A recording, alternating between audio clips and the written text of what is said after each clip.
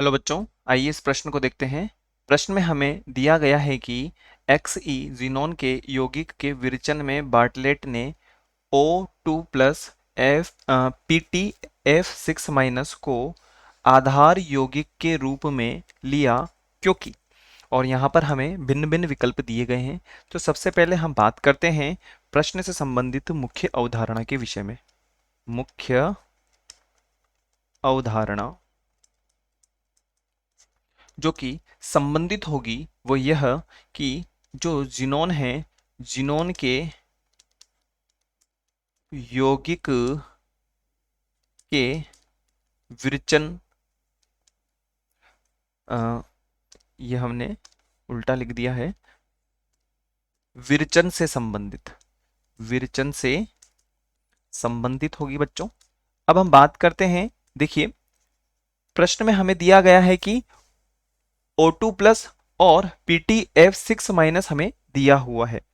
अब यहां पर अगर हम बात करें तो ये किससे संबंधित है और इन्हें ही आधार क्यों लिया गया।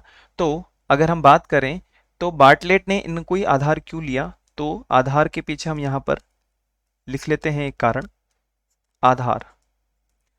तो हम लिख सकते हैं कि क्योंकि क्योंकि O2 प्लस एवं PtF6- के आयनन की जो एंथैल्पी होती है, आयनन की एंथैल्पी जो होती है ज़ीनोन के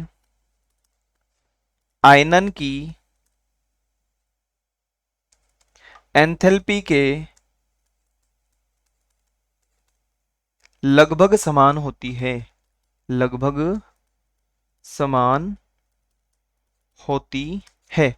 अब हम यहाँ पे अगर देखना चाहें तो O2 की जो आयनन एंथैल्पी का मान होता है वो लगभग लगभग होता है 1180 किलो जूल प्रति मोल, या इसको मोल इनवर्स भी हम कर सकते हैं।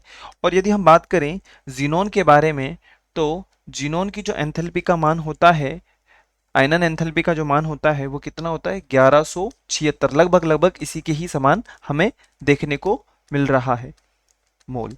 अगर हम बात करें तो O2 में से अगर किसी इलेक्ट्रॉन को निकालना हो तो वह उसकी आयनन क्षमता कहलाती है। अगर हम बात करें O2 के बारे में तो हम लिख सकते हैं कि यह O2 प्लस होगा, अर्थात एक तरीके से एक इलेक्ट्रॉन यहाँ पर निकल चुका है, त्याग दिया गया है। और यदि हम बात करें जीनोन के बारे में तो जीनोन की भी यही एक तरीके से हम बना सकते हैं Xe प्लस, और यहाँ पर इलेक्ट्रॉन यहाँ पर मुक्त होता हुआ दिखाई देगा। अब हम बात करते हैं दिए गए विकल्पों के बारे में। अगर विकल्पों के बारे में यदि हम बात करें तो पहला विकल्प है हमारे पास में O2 और जीनोन दोनों एक ही साइज के हो सकते हैं, ऐसा तो हो ही नहीं सकता, साइज एक नहीं हो सकती। अगर हम बात करें O2 और जीनोन दोनों की विद्युत ऋणात्मकता समान होती नहीं, O2 और जीनोन दोनों की जो आयनन एंथैल्पी होती है अगर हम बात करें तो वो क्या है, लगभग समान होती है, जो कि पूर्ण रूप से सही है।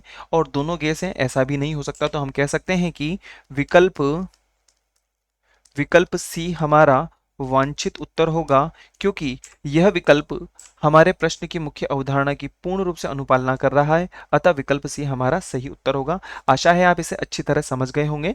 धन्यवाद।